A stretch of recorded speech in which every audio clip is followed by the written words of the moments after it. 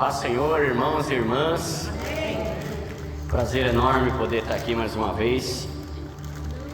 Eu tenho um carinho muito grande por esse culto aqui. Eu estava vendo o Filipão ali na batera, né? Há 20 anos era eu que estava ali, com a saudade dos meus 16, 17 anos. Nossa, passa rápido, né? E o culto aqui, que na época a gente chamava de culto das senhoras, né? Era mesmo horário, quinta-feira. Foi uma das primeiras experiências, né, que eu tive de ministrar louvor, né? Tocava bateria já nesses cultos.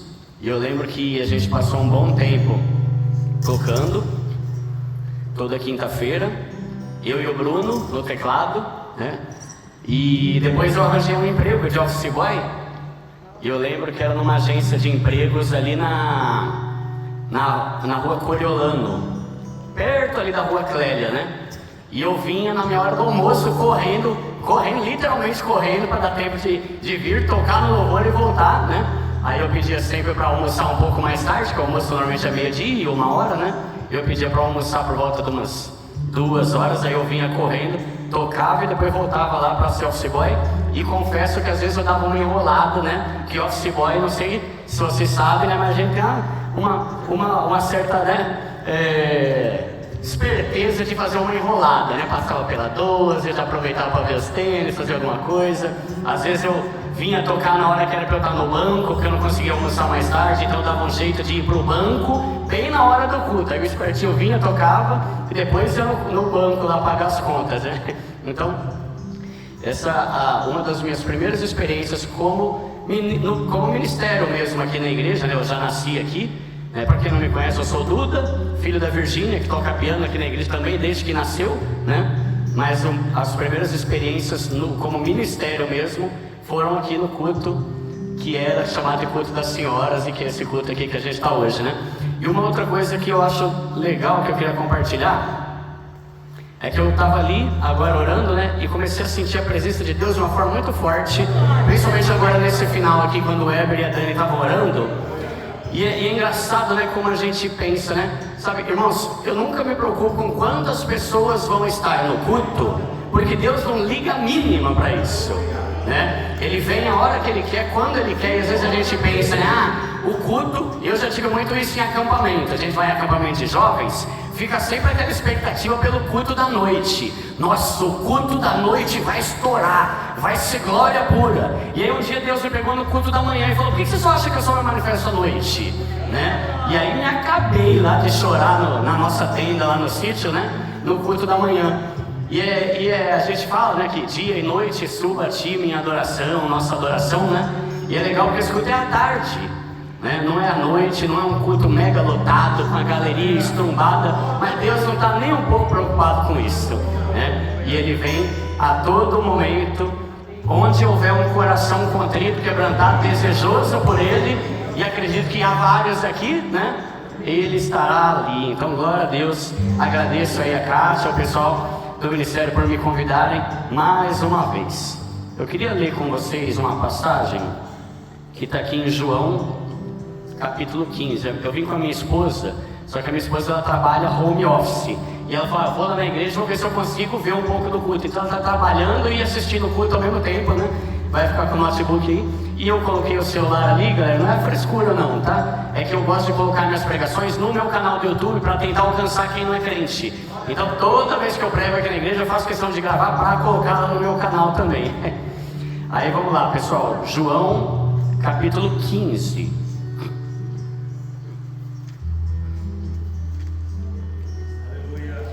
Começando no versículo 1. Eu sou a videira verdadeira e meu pai é o agricultor. E todo ramo que estando em mim não dá fruto, ele corta, e todo que dá fruto, ele poda, para que dê mais fruto ainda.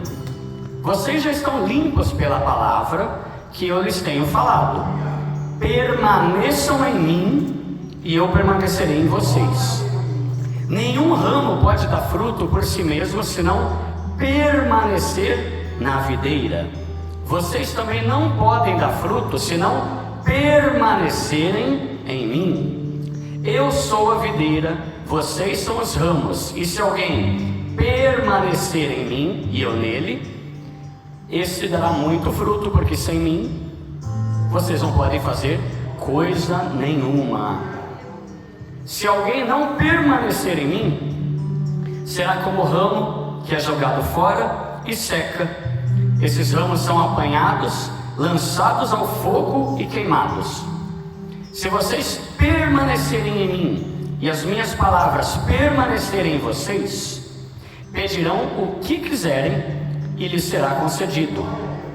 Meu Pai é glorificado pelo fato de vocês darem muito fruto, e assim serão meus discípulos.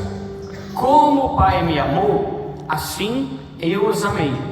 Permaneçam no meu amor, e se vocês obedecerem aos meus mandamentos, permanecerão no meu amor, e assim como eu tenho obedecido aos mandamentos do meu Pai, e em seu amor eu permaneço. Amém? Amém. Senhor, obrigado pela tua palavra, Pai. Me ajuda, Pai, a compartilhar aquilo que o Senhor colocou no meu coração nesses últimos dias, ó Pai, e faça aquilo que eu não posso fazer. Eu não posso fazer quase nada, na verdade, Pai. Eu só posso falar aqui, falar do meu roteirinho aqui, do meu esboço, mas alcançar corações e mudar vidas é só você, e eu dependo totalmente do teu agir, Deus, totalmente do teu agir, Espírito Santo, para ter o meu coração e para que a tua palavra mude o coração dos meus irmãos e irmãs, ó Pai. Então, passa por nós aqui, Deus. O Senhor já habita, na verdade, né? Mas é modo de dizer, passa por nós aqui, ó Deus, que o teu Espírito Santo flua e gere mudança. Eu não quero simplesmente falar uma pregação inteligente ou interessante ou sei lá, Pai. Não, eu quero que a tua glória transforme a nossa vida, transforme o nosso coração, e eu não tenho capacidade nenhuma de fazer isso, Pai. Então eu te peço que o Senhor venha e faça o teu querer, e que a tua santa palavra não volte vazia nessa tarde, ó Pai. Em nome de Jesus, amém. Amém. Amém. Bom, eu quero começar aqui, pessoal, falando sobre uma coisa que eu aprendi, que tem a ver com o meu trabalho, que é lidar com dinheiro, mas o que eu vou falar não tem nada a ver com dinheiro, tá? É só um exemplo para a gente começar. Para quem não sabe, há 3 anos mais ou menos, o Senhor mudou totalmente a minha história profissional, a minha vida profissional. Trabalhei por anos aqui na Escola Modelo Cristão, por 11 anos aqui, 4 anos numa outra escola, e de repente em 2021, não faço a mínima ideia do porquê, mas algo totalmente inesperado aconteceu, que foi Deus me chamar para começar a falar e ensinar as pessoas sobre educação financeira, algo que eu nunca imaginei. E isso me faz pensar num versículo que eu vou falar já, que a Dani orou aqui na oração, né? Que os planos de Deus são bem mais altos e os pensamentos dele são bem mais altos, a ponto de fazer coisas que a gente nunca imagina. Falar que um dia eu iria palestrar no Sebrae sobre educação financeira, a mesma coisa que alguém me falar há 5 anos que eu ia ser piloto de helicóptero do Pablo Marçal. Nada a ver, tipo, nada. Eu pensei, mas tá louco, o que tem a ver? Eu nem trabalho com finanças, não tem nada a ver com isso.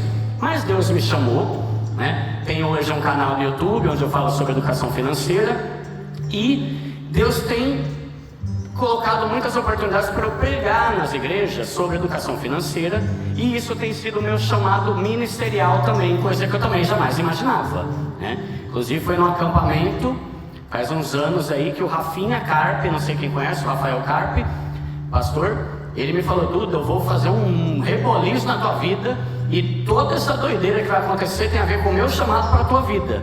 E aí esses dias eu recebi uma palavra de um pastor lá do Rio Grande do Sul, nunca vi o homem. Mandou uma mensagem falando algumas coisas de Deus lá, e uma delas é que Deus me chamou para libertar, para me usar, né, para libertar a igreja do espírito de Mamon. O que é o espírito de Mamon? É aquela pessoa que quer o dinheiro pela ganância, que não quer ajudar ninguém, em vez de ter cada vez mais dinheiro para poder transbordar sobre a vida dos outros, dos irmãos, e por aí vai. Enfim. E uma coisa que eu reparo nas igrejas, quando eu vou pregar, é que existe um tabu de falar sobre dinheiro. Porque a igreja já não é muito bem vista com essa área aí, né? Ah, bobão, vai dar dinheiro pro pastor. Ah, crente é bobão, dá dízimo, não sei o que lá. Ah, o pastor lá saiu com dinheiro da cueca e foi para os Estados Unidos. Ah, outro. Sempre assim, porque a mídia é aquele negócio, né? Se o cara é espírita, ninguém vai falar nada. Se é candomblé, não fala, mas se é pastor, vai sair, né? sei se você reparou, mas qualquer coisa ruim que algum pastor faz, a mídia, pastor evangélico faz, você nunca vê líder da igreja espírita faz, não, só crente que se lasca sempre na mídia, né, que o pessoal ama falar. Então já tem uma certa dificuldade em falar de dinheiro, porque é um tema complicado, mas também é complicado, porque se a gente lê a palavra de Deus, e a Bíblia fala sobre muitas coisas a respeito de dinheiro, muitas mesmo, tá? Tem muito versículo que Jesus dá a entender que dinheiro, ó, cuidado com esse trem aí, viu? Esse negócio aí é complicado, né? Que o amor ao dinheiro é a raiz de todos os males, né? Que é mais fácil um camelo passar pelo fundo da agulha do que um rico entrar no reino do céu. E você começa a pensar, caramba, meu mãe, por que a Bíblia pega tão pesado com riqueza, né? E aí Deus foi me ministrando, e através da palavra mesmo, de outros versículos, para meio que me dizer que o problema do dinheiro é que ele é uma ótima forma de a gente parar de depender de Deus. Quanto mais dinheiro a gente tem, menos a gente depende de Deus. Por quê? Porque muitos problemas que a gente tem na nossa vida são resolvidos se você estiver cheio da grana. Tô doente, tudo bem, eu sou milionário, eu vou lá no Sírio libanês e faço uma cirurgia, né? Eu estou com um problema na minha casa, estourou o negócio, tudo bem, eu compro a tua casa que eu tenho dinheiro. Muitos dos problemas que a gente tem na vida são resolvidos com dinheiro. E quando a pessoa está cheia da grana, ela depende menos de Deus. Tanto que tem um provérbio, acho que é provérbio 31 alguma coisa, que fala assim, a pessoa que escreveu, né? Não é Salomão, eu esqueci quem que é o cara lá, mas enfim, depois você procura aí. O provérbio é o último capítulo de Provérbios. Ele fala assim: Deus, não me dê muito pouco, porque senão eu vou ficar irritado aí e vou começar a murmurar. Deus, estou te servindo, estou aqui na pindaíba, não tenho nada. Mas também não me dá muito, porque se o Senhor me der muito, eu vou me esquecer de Ti. E o dinheiro tem esse poder se a gente não estiver muito arraigado em Deus. Então a ideia aqui dessa introdução é dizer: cuidado, porque o dinheiro é bênção, é ótimo. Deus conta com pessoas ricas, Deus contou com mulheres ricas que sustentaram o ministério de Jesus, sustentaram o ministério de Paulo, que compraram o sepulcro para Jesus, pessoas riquíssimas como Abraão, como Jó, como Ló também, que era temente a Deus, como Salomão, Davi, enfim. Não tem problema ser rico, mas cuidado, porque o dinheiro faz você começar a confiar mais nele do que em Deus. Tanto que Jó tem um capítulo que ele fala: Deus, por que eu estou sofrendo tanto, Deus? Caramba, o que foi que eu fiz? O Senhor sabe que eu era rico pra caramba, mas eu nunca botei a minha confiança no meu dinheiro. Ele não confiava no dinheiro dele, confiava em Deus. Então o dinheiro tem esse poder de nos afastar de Deus. Ok, então pensa assim: quanto mais dinheiro a gente tem, se nós não estivermos bem arraigados em Cristo, a gente vai começar a depender menos dele, porque a gente transforma o dinheiro no nosso ídolo, que é o mamon, que é aquilo que é super errado, que a palavra fala para a gente não cair nesse erro. Ok, agora vou para o tema que tem a ver com isso. No acampamento, a pregação de hoje, pessoal, é uma frase que mudou a minha perspectiva a respeito de oração e de muitas coisas. Uma frase que eu vou querer que você decore. Se você sair daqui, sei lá, vou pregar por meia hora, 40 minutos, não sei. Essa frase, se você decorar, pode transformar a sua vida. E por isso que eu orei, porque é só o Espírito Santo que pode fazer isso no nosso coração. E eu vou falar já já.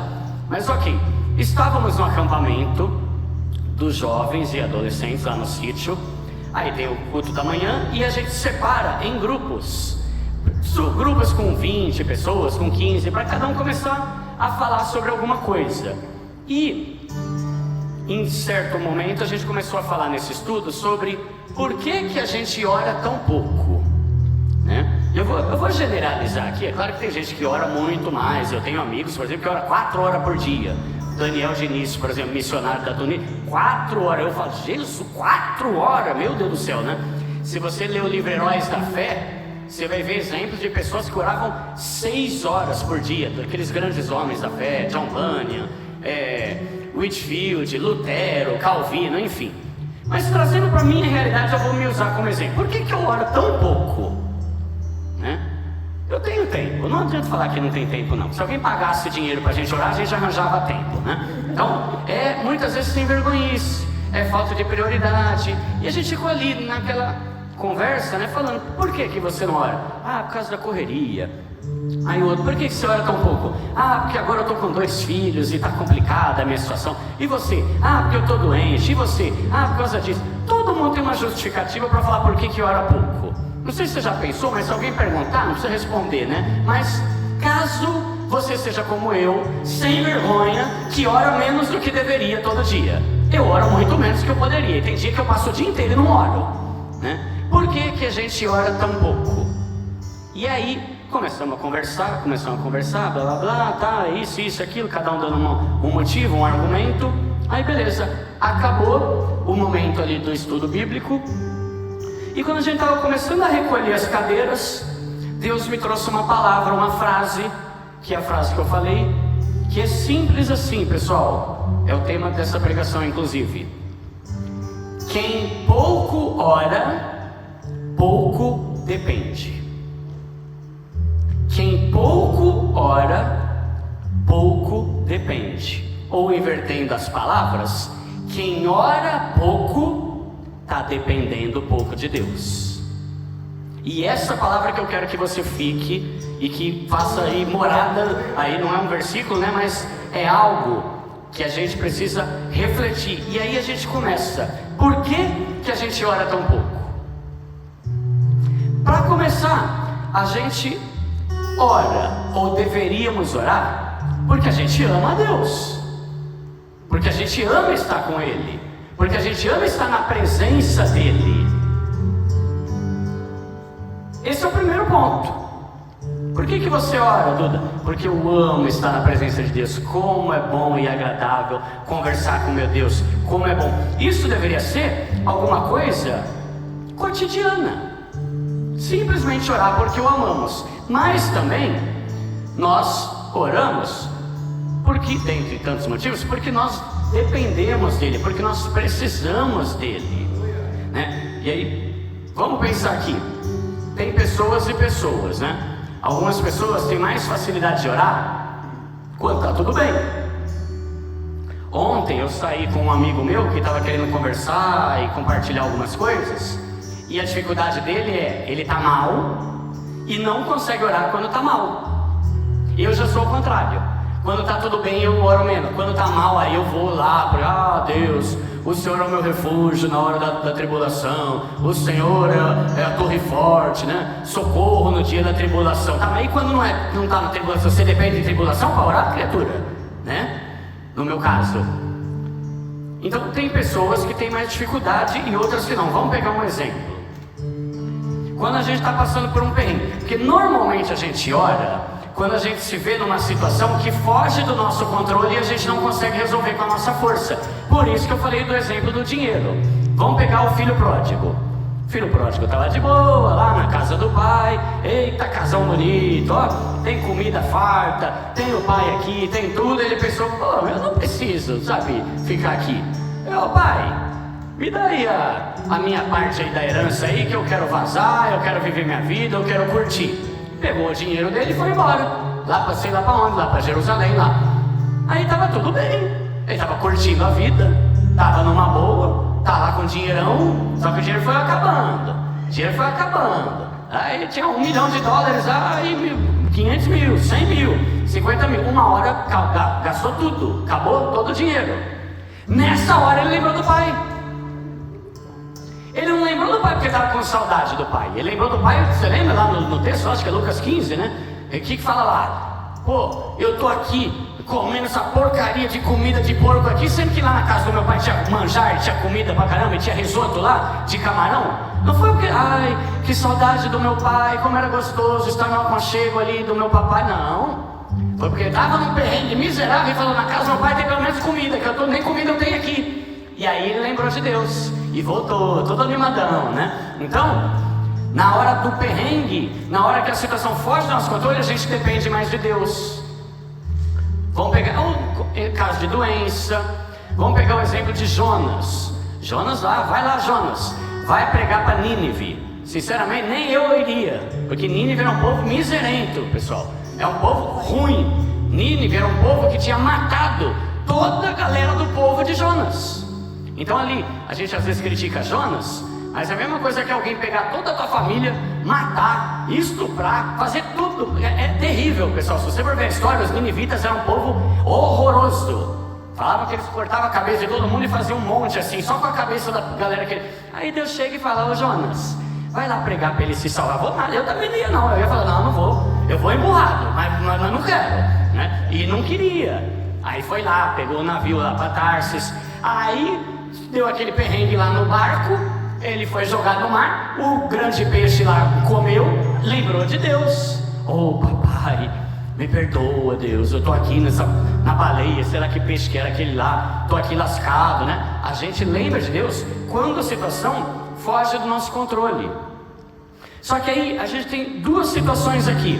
Primeiro, se a gente só ora quando está passando por um perrengue e a gente está precisando de Deus, a gente é egoísta, como o filho pródigo foi. Não ora por 2 semanas, quando vem a doença vai orar. E é coisa que eu já me vi fazendo. Primeira coisa então, se a gente só ora quando está passando por um problema que foge do nosso controle, a gente está sendo egoísta. E segundo, se a gente não ora em tempo nenhum, quer dizer que a gente nem precisa de Deus para nada na nossa vida. A gente não está precisando de Deus para nada. Eu estou conseguindo. Deus, fique em paz. Fique em paz que a minha vida aqui está tranquila, eu não preciso de você. E aí, é muito comum a gente cantar músicas: eu dependo de ti, Deus. Teve um ano aqui, 2020, acho, sei lá, que o lema do ano inteiro do Ministério Jovem foi: dependo de ti. E a gente cantava: depende de ti o tempo todo, depende de ti. Você depende de Deus? Amém? Só que eu não vou pedir para você me responder, mas eu quero que você pense: no que você depende de Deus? Porque falar isso é muito fácil. Falar isso é muito fácil. Eu chegar e falar: não, eu dependo de ti, tá? Aí passa um mês inteiro sem orar, faz as coisas, toma as decisões, vai para o trabalho, vai para a igreja sem orar. Tá dependendo de Deus em quê?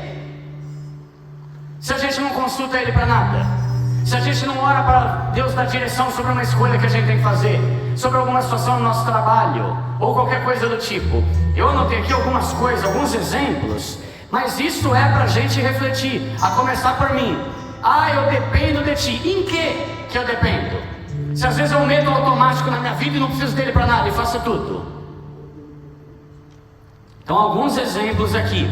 Primeiro, coisas que a gente depende totalmente de Deus para não pecar. Eu não tenho a mínima capacidade de ser santo sem a ajuda do Espírito Santo de Deus na nossa vida. Eu e nós, todos nós, não tem a mínima. Então, quem aqui quer ser santo? Amém? Não tem mínima condição de você conseguir ser santo, de você conseguir superar e melhorar nos seus defeitos e falhas sem Ele. A Bíblia fala o quê? Que os nossos atos de justiça são como trapo de imundícia. Não serve para porcaria nenhuma esse teu esforço próprio que você está fazendo, porque sem mim nada podeis fazer. Outra coisa, para viver uma vida que o agrade e sermos pessoas melhores, dependemos totalmente dele. Para sermos salvos, a gente depende totalmente dele. Para tomar as decisões certas, a gente depende totalmente dele. Para ter mais sabedoria, dependemos totalmente dele. Para ter paz em meio à guerra, só Ele dá a paz que excede todo entendimento. Ninguém mais dá e o mundo não dá. Jesus falou: a minha paz eu dou, não como o mundo dá, mas a minha paz é diferente. Só Ele pode fazer isso. Nós dependemos dele para ter a paz que só Ele pode dar. E nem o dinheiro pode dar. Essa paz que Ele dá, nem dinheiro pode dar. Para não nos preocuparmos, nem nos angustiarmos. Não tem como a gente ter essa tranquilidade, essa isenção de preocupação, de angústia sem Ele. Para o nosso ministério ser cheio da presença dEle, a gente precisa totalmente dEle.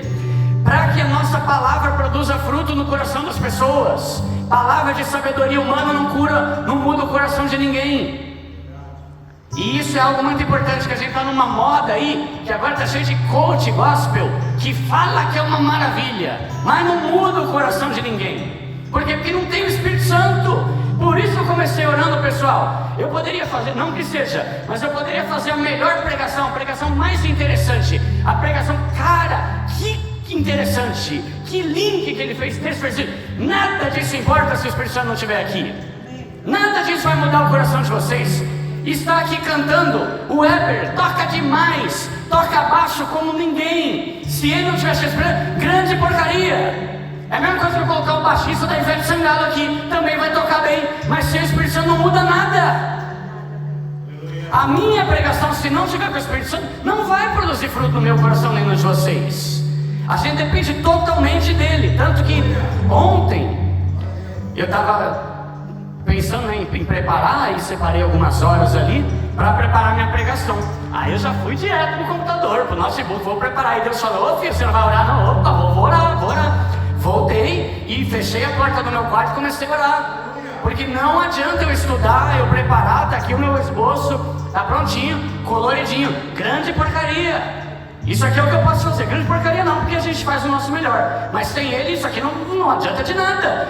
Aí eu fui orar, falando: Deus, o Senhor sabe que eu tenho capacidade de fazer um esboço desse. Eu nasci na igreja, pessoal, eu estou 39 anos aqui na igreja já. Eu consigo, já preguei sei lá quantas vezes na vida. Eu consigo fazer um esboço legal.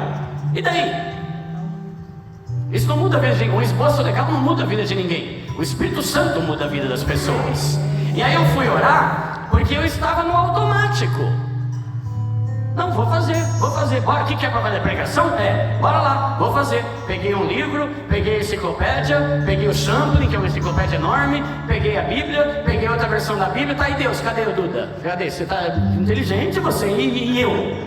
Onde é que está o meu espaço para isso? Dependo de Deus. Só que eu estava indo no automático. Não, Deus, isso aí eu me viro. Isso aí eu faço com a mão nas costas. E a gente cai muitas vezes no automático. E olha só, justamente nesse ponto de cair no automático, a gente falou aqui sobre várias coisas, que a gente depende de Deus. Tem muita gente que está vivendo bem e não depende de Deus. Tem muita gente que está cheia da grana, que não depende, que tem uma família linda, que não depende de Deus. E não dá para falar que todo mundo que não tem Deus tá angustiado. Não está. Tem muito ímpio que está vivendo uma vida muito boa. Então, a dependência de Deus, muitas vezes, não é necessariamente, vai ficar estranha essa frase, mas não é necessariamente uma necessidade. Às vezes é uma escolha. Eu escolho depender de Deus, porque eu tenho capacidade de fazer esse esboço. Mas eu escolho depender dele, porque eu falo: Deus, eu consigo, mas é uma porcaria quando o Senhor não está comigo. Eu consigo, mas é uma porcaria quando o teu Espírito não está agindo. Entende? A gente consegue fazer muita coisa. A gente tem inteligência, a gente consegue tomar escolha. A gente consegue fazer decisões. Mas Ele é maior e Ele sabe mais. E é o versículo que a Dani falou aqui na hora da oração dela, que é Isaías 55. Os meus planos são mais altos que os seus, Duda. Os meus pensamentos são maiores. Você acha que você não sabe nada? Você acha que você é inteligente, mas não é. Você acha que você conhece o melhor para as pessoas, mas não conhece. E se nessa hora que eu estava lá no quarto, Deus falasse: Duda, vai uma senhora, vai um rapaz num culto que ele precisa ouvir outra coisa, e não é isso mais que eu quero, eu ia ter que obedecer, porque eu vivo na dependência dele, e devo viver na dependência dele.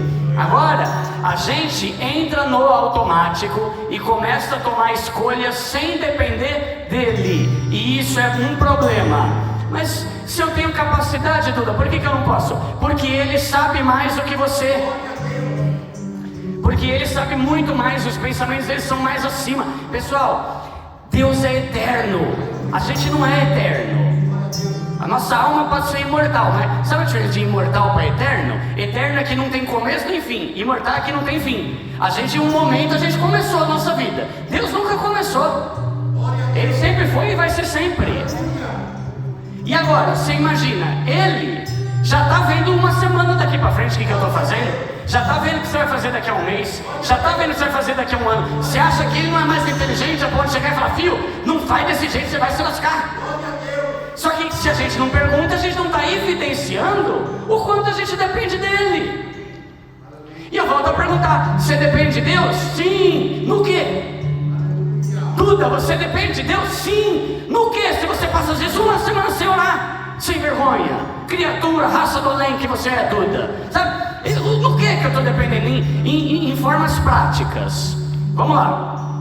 Uma coisa que eu meto pau lá no meu canal é Big Brother. Baita programa imbecil. Jesus, inventaram um negócio mais inútil que novela. Big Brother. Que é um bagulho do cão. Nossa, mas para mim tem que ter um certo imbecilidade para você querer assistir aquilo lá. Mas vamos lá. É uma casa cheia de gente que fica fazendo barraco, fica fazendo imoralidade, e todo mundo fica olhando o que eles estão fazendo, tá? Se a sua vida fosse um Big Brother, se a tua vida tivesse câmeras em todos os lugares, o tempo todo, 24 horas por dia, e alguém assistisse essa semana aqui que passou, alguém ia ver algum sinal de que você depende de Deus? Alguém ia ver, não, depende, olha como ele foi orar antes de tomar aquela decisão, a vida dele está nas mãos de Deus. Não, depende, olha como ele foi orar por aquela doença, ele está dependendo. Não, depende, olha como ele se preocupou com a oração. Ou não, ou se a nossa vida fosse filmada, ninguém ia nem reparar que a gente é crente. Mas não quero nem falar de ser crente ou não, quero falar de dependência. A tua vida, a minha vida, se alguém vê a nossa vida por 24 horas, tem algum sinal de que a gente depende de Deus para alguma coisa? Ou não? Então, esse é um ponto. E aí, uma coisa interessante, eu peguei lá no dicionário, duas palavras, né? O que significa confiar e o que significa depender. Confiar, 2 pontos. Acreditar na honestidade, na bondade, na sinceridade de alguém. Agora, depender, estar subordinado, sujeito, carente, na dependência de alguém. Ok. Isso me faz pensar o que? É possível eu confiar sem depender. Eu confio em Deus. Confia, mas você depende? Cara, eu confio, mas eu vivo a minha vida de forma independente. Eu creio que Ele é Deus, que Ele é soberano, que Ele é onipotente, mas eu não dependo dEle porque eu consigo fazer minhas coisas aqui, eu dou um jeito, não preciso dEle. Então é possível a gente confiar sem depender, e a gente precisa das duas coisas.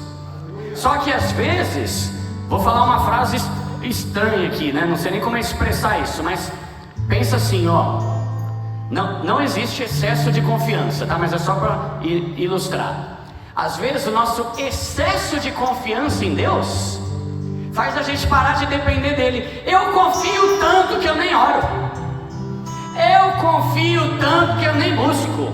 Deus, eu não vou nem pedir tua opinião, que o Senhor já está à frente mesmo, Deus sabe. Não. Tem que mostrar que depende na oração. Jesus era Jesus e dependia de Deus e orava o tempo todo antes de tomar decisões dele. Ele poderia falar, não vou orar não, eu e o Pai somos um. E era mesmo, mas orava o tempo todo. Não sei se você já reparou, acho que é Lucas 6, eu anotei aqui, mas não lembro. Acho que deixa eu ver se é Lucas 6:12. Não sei se você reparou, mas antes de escolher os 12 discípulos, Jesus passou a madrugada inteira em oração. Por quê? Porque ele sabia que ele ia ter que tomar uma decisão séria. E mesmo sendo um com Deus, ele falou, eu vou orar e vou pedir a direção de Deus e vou pedir a orientação de Deus, porque amanhã, quando eu sair desse monte, eu vou começar a escolher um por um os meus 12. Então, é dependência. Ele era Cristo e ia orar para saber o que Deus queria da vida dele. Em todos os momentos, pessoal, Jesus orava o tempo todo. Antes de andar sobre as águas, ele estava orando. Antes de ir para a cruz, ele passou um tempo lá no Getsemane e orou, falando, Deus, qual que é a tua vontade? Se possível, afasta de mim esse cálice, porque está difícil demais aqui, mas seja feito a vontade. Foi consultar Deus. Agora a gente, não, eu não preciso. Eu já sei o que eu tenho para fazer. Eu já sei o meu trabalho. O meu ministério eu já sei o que eu tenho para fazer. Os meus filhos eu já sei o que eu tenho para fazer. Não sabemos nada, a gente não sabe nada. Então, cuidado para não deixar que a sua confiança te faça parar de orar para buscar a presença de Deus, tá? Pelo contrário, a confiança tem que fazer a gente ir atrás dele para isso. Por que a gente tem que orar e pedir de direção de Deus o tempo todo? Provérbios 3:5. Confie no Senhor de todo o seu coração e não se apoie no seu próprio entendimento. Linguagem de hoje: confie no Senhor de todo o coração e não confie na sua própria inteligência. Bíblia, Nova Bíblia Viva: confie no Senhor e não se apoie na sua própria capacidade e inteligência. Nós somos inteligentes, Deus nos fez pessoas inteligentes, só que ainda assim Deus está falando: se é inteligente, se é fera, já está na igreja faz tempo, tem formação, já fez teologia, não confie na sua própria competência, não confie na sua própria inteligência. Por quê? Porque Deus é onipotente, onisciente, onipresente. Eu não sou. Deus sabe. Quem aqui já orou, Deus não deu, e depois você deu graças a Deus que Deus não deu? É o que? É isso. É que a gente estava orando e Deus estava falando: filho do céu, mas com perdão, mas você é meio burrinho, hein? Você é meio burrinho. Não pede isso que você vai se lascar lá na frente. Aí Deus não dá. Aí quando chega lá na frente a gente dá graças a Deus que não deu certo, porque senão a gente ia estar lascado. Por quê? A gente tem que pedir a orientação de Deus, porque Ele sabe o que está lá na frente, a gente não sabe. E muitas vezes o óbvio para nós não é a vontade de Deus. Muitas vezes aquilo que é óbvio, nossa, mas eu tenho certeza, é uma porta que Deus está abrindo. Vai orar para confirmar, que pode ser que não seja a porta de Deus, nada, é a janela do diabo. Então cuidado, presta atenção nisso. Muitas vezes o que é óbvio para nós não é a vontade de Deus, e a gente confunde. Então a gente tem que orar o tempo todo. Um exemplo que eu amo dar, acho que eu já usei uns 500 vezes esse exemplo, é o exemplo de Ló. Vamos pegar a história de Abraão e Ló. Ló, a Bíblia fala que ele era um homem temente a Deus.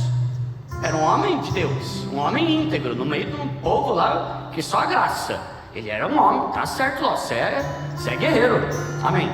Aí aconteceu que ele começou a ficar muito rico, Abraão também começou a ficar muito rico, e aí Deus chega, ou melhor, Abraão chega e fala: Ló, vem cá, cara, as minhas fazendas são tão grandes, e as tuas fazendas são tão grandes, que está começando a ter problema aí com os funcionários, a gente está ficando, daqui a pouco o bairro inteiro é nosso.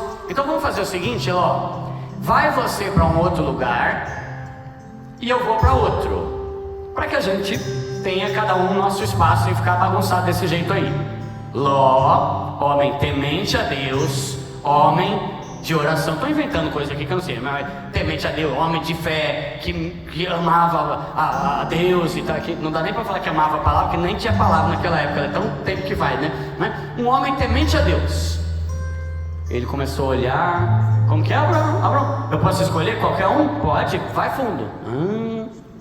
Olha, ali tem uma campina, tem uma planície bonita ali, hein, Abraão? Você tira os olhos, hein, Abraão, que aquele ali já é meu. Esse aí é de Deus, hein? É de Deus esse terreno. Eu vou para lá. E foi. E Abraão falou: beleza, Ló, então vai com Deus, ou não, né? E que eu vou para o outro lado aqui e fico aqui. Qual que era o nome? Quem lembra qual que era o nome daquela planície, daquela área lá que ele foi? Sodoma e Gomorra. Olha a asneira de um homem de Deus por achar que era óbvio uma decisão que ele tinha que tomar. Não era para ir lá. Ele escolheu um negócio que era bonitão. Pior lugar do universo. Morasse em Osasco era melhor que ter ido para aquela planície lá, galera. Ir para Carapicuíba era melhor que ter ido para aquele canto lá. Mas ele foi, por quê? Zoião. Mas eu tenho certeza que é de Deus. Olha Deus bradando, essa planície vai ficar bonita. Não perguntou para Deus. E era um homem temente a Deus.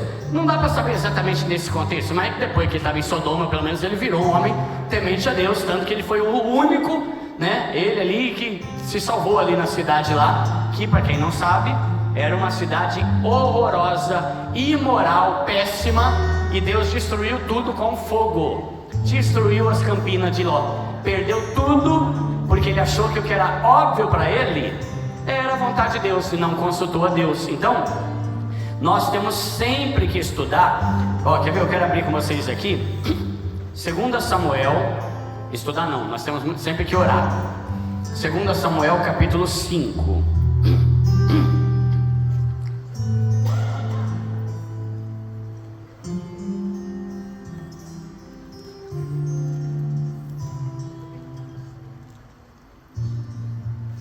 Começando aqui, no versículo 17.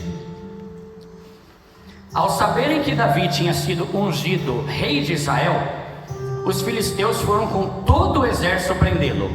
Mas Davi soube disso e foi para a fortaleza. Tendo os filisteus se espalhado pelo vale de Refaim, Davi consultou ao Senhor: Senhor, eu devo atacar os filisteus ou não? O Senhor vai entregar eles na minha mão ou não? E o Senhor respondeu: vai, porque eu vou entregar nas suas mãos. Amém. Então, nesse contexto, Davi já tinha sido ungido rei de Israel, já era um cara, guerreiro nato, estrategista, todo mundo tinha medo do homem. Os povos ao redor ficavam lá levando presente para ser amiguinho dele, de tanto medo que tinha do rei Davi. Os líderes de Israel já estavam todos ali apoiando o reinado dele. Ele era um guerreiro nato. Vou perguntar para Deus o que é que Ele quer, porque eu não me baseio na minha própria força, na minha competência, no meu status e na minha experiência. Eu dependo de Deus e quero saber o que é que Ele quer que eu faça. Como eu pregando, eu poderia ter ido pregar: não, estou tranquilo, Deus, eu faço aqui. Davi poderia falar: não, Deus, tranquilo, já deu. Fazia pouco tempo que tinha matado todos os jebuseus, que eram os povos mais terríveis da época lá. Tinha acabado. Poderia falar: não, Deus, sair uma mão nas costas que eu consigo ganhar esses filisteus. Vou ver o que Deus quer. Não sei se é isso que Ele quer mesmo. Orou, e aí, versículo 20, né? Devo atacar? O Senhor respondeu: vá, que eu os entregarei nas suas mãos. Então Davi foi a Baal-Perazim e lá os derrotou, e disse: assim como as águas de uma enchente causam destruição, pelas minhas mãos o Senhor destruiu os meus inimigos diante de mim. Então aquele lugar passou a ser chamado Baal-Perazim. Como os filisteus haviam abandonado seus ídolos ali, Davi e seus soldados os apanharam. Então Davi, guerreiro, valente, estrategista, fera, pediu para Deus: posso ir lá? Pode. Mas deu um sacode nos filisteus. Ele fala até que como uma água, a gente tem até um exemplo infeliz aí, né, do que aconteceu lá no Rio Grande do Sul, né? Mas foi o exemplo dele. Como uma água de um dilúvio chega e destrói tudo, assim foi o nosso exército com os filisteus. Acabamos com eles. Maravilha. Consultou a Deus. Versículo 22. Mais uma vez, os filisteus marcharam e se espalharam pelo vale de Refaim. Ou seja, os filisteus vieram para a guerra de novo. Davi poderia ter falado o quê? Para com isso, de novo. Vamos lá, pessoal, vamos matar essa cambada aqui que já está querendo apanhar de novo. Poderia ter feito isso. Tinha acabado de detonar os caras, estava forte, guerreiro. O exército deles provavelmente estava bem menor dos filisteus, que tinha morrido todo mundo lá. Veio com a merreca. Versículo 23. Então Davi consultou o Senhor de novo, que lhe respondeu: Davi, vem cá, fião, pode ir, mas não ataca pela frente, senão vai dar ruim. Mas dá a volta por trás deles e ataca eles em frente do caminho ali das amoreiras. E assim que você ouvir um som de passo por cima das amoreiras, sai correndo, porque esse vai ser o sinal de que o Senhor saiu à sua frente, para o próprio exército do Senhor ferir o exército filisteu. E Davi fez como o Senhor lhe ordenou e derrotou os filisteus por todo o caminho, desde Gibeon até Gezer, ou Gezer, sei lá como que é essa cidade. Então percebe, a competência, a experiência, a habilidade de Davi não fez com que ele confiasse na própria decisão dele, mas sim: vou ver o que Deus quer. Vou ver o que Deus quer, tá? Quer ver um exemplo de coisas que a gente tem que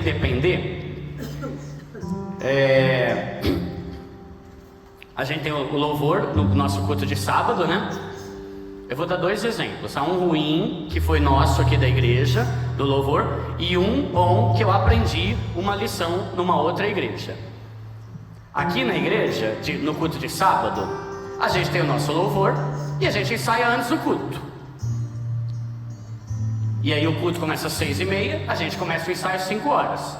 Só que aí faz uma coisa, faz outra, começa a passar o som, tem que passar microfone, vai ter que mudar o tom, era em sol, vai ser em dó, mas a voz, não sei o que lá, quando vai ver, 6h25, vamos orar? Pelo amor de Deus, gente, não dá, e eu erro nisso, e isso é uma coisa que eu tentava mudar lá nos nossos acampamentos, porque eu sei que eu erro, que raio de dependência é essa?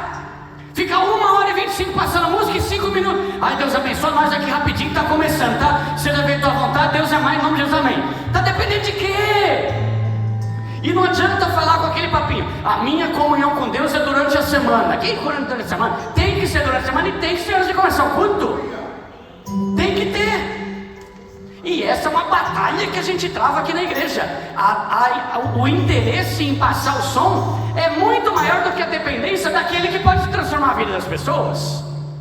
Seria a mesma coisa que eu vou pregar, beleza, vou ficar 2h15 fazendo a pregação, aí oro por 2 minutos. O que está sendo mais importante para mim? A minha competência ou a minha dependência de Deus? Aí depois não sabe por que Deus não vem. E isso é uma falha minha, tá? Estou falando de coisa, acontece em toda igreja isso, pessoal. É o que? É o desespero, porque a gente quer fazer. Não, eu quero me sentir seguro, eu quero estar bem, eu quero ter certeza dos acordes. E aí Deus fica com 3 minutos de oração. Qual que é o tamanho da nossa dependência no que Ele vai fazer no culto? E aí o exemplo que eu aprendi, que foi animal, foi um exemplo que foi muito louco, que foi o Max. Lembra do Max, da Gabi? O Max foi por Bola de Neve. Ok, estávamos lá, ele me chamou para participar de um evento que ele ia lançar um CD numa igreja Bola de Neve lá de Osasco. Foi um evento top, galera. Tipo, lotado de iluminação, contrataram profissional, contrataram gente para fazer a cenografia. O cara que fez o som do Juliano Som foi lá para fazer todo o trabalho de som, de acústica, de sei lá de que. Ficamos lá das 9 horas da manhã, trabalhando, ralando, e o culto ia começar às 18 horas. Beleza, das 9 às 18. E aí, sabe quando começa a dar tudo errado? Começa a dar tudo errado. As caixas não funcionam, o negócio, cara, não está funcionando. O violão do menino quebrou a corda, tem que ir lá pro fim do mundo para comprar corda, porque não tinha loja aberta naquele dia. E tudo ruim. Eu sei que já era tipo assim, 5h15, e a gente não tinha conseguido ligar as coisas para passar o som de um evento que não era um culto normal, era um evento, pessoal, desses que é meses de organização, que estava lotado, estrumbada a igreja. Quando deu 5h15, o Max chegou e falou: mano, vamos pessoal, vamos lá. O Max, para quem não sabe, ele era da nossa igreja e agora está em outra igreja, né? Mas foi muito tempo aqui da nossa. Vamos orar, galera. Não, mano, pelo amor de Deus, tá louco, eu não consegui passar o som, mano. Não consegui o fone. Não, mas a gente tem que orar, pessoal. Não, Max, mas mano, como é que vai fazer? A gente não tem a mínima noção de como é que tá os negócios. E ele falou: cara, eu posso não passar o som e posso fazer esse evento inteiro sem meu violão, mas eu não começo sem oração. E não passamos. E Deus veio incrivelmente. E eu era um dos que estava agoniado. Não, pelo amor de Deus, Max, depois a gente olha, filho. Eu preciso ver como é que tá meu retorno aqui, mano. Ó, vou passar vergonha aqui, igreja lotada aqui, Bola de Neve e tal. Não, Duda, orar é mais importante que passar o som. Porque o máximo que a gente pode fazer é um louvor bonito. Agora o máximo que Deus pode fazer é salvar a vida de todo mundo que está aqui. Isso é mais importante. Entende? Então, qual que é o grau de dependência que nós temos de Deus naquilo que a gente faz? O nosso grau de dependência, ele é evidenciado em nada de oração? Ou ele é evidenciado em 2 minutos de oração? Que raio de dependência é essa que eu tenho de Deus? Então eu teria vários outros exemplos aqui, até da Bíblia também, sabe? Mas o que eu queria, tem uma outra parte aqui também que eu ia falar sobre egoísmo, mas eu não vou falar muita coisa, porque eu quero que fique mais com essa parte da frase: quem pouco ora, pouco depende. Quem ora pouco, está dependendo pouco. Se eu oro pouco, é porque eu não estou preocupado com a vontade de Deus. Eu já liguei no automático e falei: Deus, beleza, Pai, mas eu me viro sozinho. No meu canal, por exemplo, já teve coisa que deu totalmente errado, porque eu orei falando: Deus, se não for para ser, não deixa acontecer. Deu tudo errado, não aconteceu, e depois Deus me livrou de um negócio que para mim era muito bom, financeiramente era muito bom, mas eu orei falando: Deus, eu não estou mais preocupado com dinheiro que com a tua vontade. Ele me livrou de uns negócios aí que ia queimar o filme do meu canal. Mesmo quando é óbvio, consulte. Você tem desejos, você tem vontades, você tem coisas que você quer fazer? Já consultou a Deus para saber se é isso que você quer mesmo? Que Ele quer? Se a vontade dele é exatamente essa? Você está pensando em mudar para outro bairro, você já consultou a Deus para ver qual que é o bairro que Ele quer que você vá? Você está querendo mudar de emprego, você já consultou a Deus para saber qual que é o emprego novo que Ele quer você? Você está querendo comprar alguma coisa, investir dinheiro, você já consultou a Deus ou você faz tudo do seu jeito mesmo que você consegue? Sem mim nada podeis fazer. Quando a gente faz as coisas sem consultar Ele, a gente está falando: sem Ele eu consigo fazer tudo e não dependo dele para nada. E a nossa dependência, ela é evidenciada pelo tanto de tempo que a gente passa na presença dele. Amém? Então fica com essa frase. Como eu falei bastante aqui, sei lá quanto tempo que deu, mas fica com essa frase: quem pouco ora, pouco depende. E que isso te confronte, como tem me confrontado. Isso que eu falei do acampamento lá, que veio essa frase, já faz meses. Toda vez que eu passo muito tempo sem orar, eu trago essa frase: você está dependendo pouco, né, Duda? Você não precisa dele, né? Você consegue fazer tudo sozinho, né? Você é fera mesmo, hein, Duda? Aí começa a dar tudo errado na minha vida, eu não sei porquê. Então, dependamos de Deus, e não apenas confiar, mas evidenciar, deixar claro com a nossa boca, com a nossa oração, com o nosso tempo com Deus, o quanto nós dependemos dele para tudo na nossa vida, das coisas menores às maiores, as coisas mais simples às coisas mais complexas. Deixa Deus ir à frente da sua vida em tudo o que você faz, amém? Vou orar aqui, pessoal. Pai, como eu comecei aqui, ó Pai, orando, eu te peço, Pai, que o Senhor traga vida, ó Pai, nos nossos corações com relação a essa palavra, Deus, porque nós queremos, ó Pai, ser confrontados com a Tua palavra. Nós queremos ser confrontados, ó Pai, para que a gente se torne pessoas melhores, e nós queremos deixar claro para todo mundo que eu dependo de Deus, eu dependo do Senhor. Tudo na minha vida, tudo na nossa vida, nós queremos que tenha a Tua assinatura, o Teu aval, o Teu ok embaixo. E nós queremos te pedir perdão, Deus, pelo tanto de coisa que a gente faz sem Ti. Nós queremos te pedir perdão pelo tanto de decisão que a gente toma por nós mesmos. Nós queremos te pedir perdão pela nossa independência de Ti. Nós queremos te pedir perdão porque muitas vezes a gente só vem na igreja de domingo e não te consulta para todas as outras coisas da nossa vida. Te pedir perdão porque nós não dependemos de Ti no nosso trabalho. Te pedir perdão porque nós não dependemos de Ti na nossa família.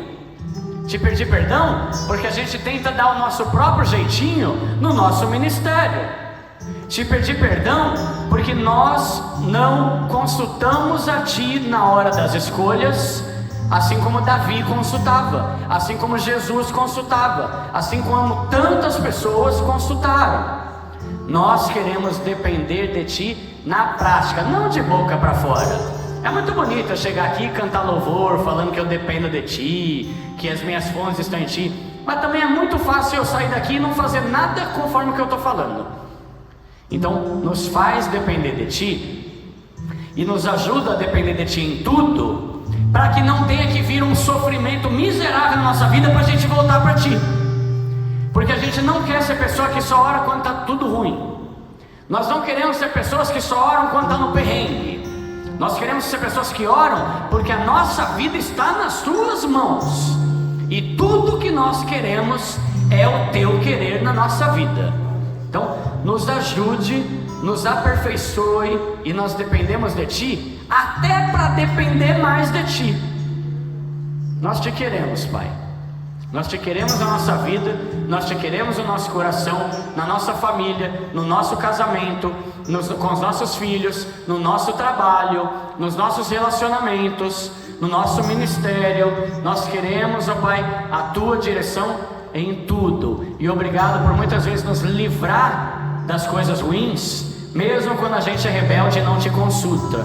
Obrigado por nos livrar o tempo todo de coisas ruins, mesmo quando a gente está vivendo no automático sem depender de ti. O Senhor é muito bom, Pai. O Senhor é muito bom para conosco, Pai, e nós te agradecemos. Obrigado por esse dia, obrigado por essa tarde maravilhosa, obrigado pelo privilégio que cada um de nós teve de poder estar aqui nesse horário. Obrigado, Pai, pelo louvor que foi maravilhoso. Obrigado pelas orações. Obrigado pelo pessoal que cuida e que coordena e que organiza todo esse ministério, todo esse culto e os eventos, ó Pai.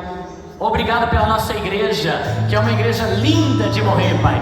Essa igreja é bonita. Obrigado por essa janela, Pai, que permite que raios de sol entrem aqui enquanto a gente está lendo a Tua Palavra e Te louvando.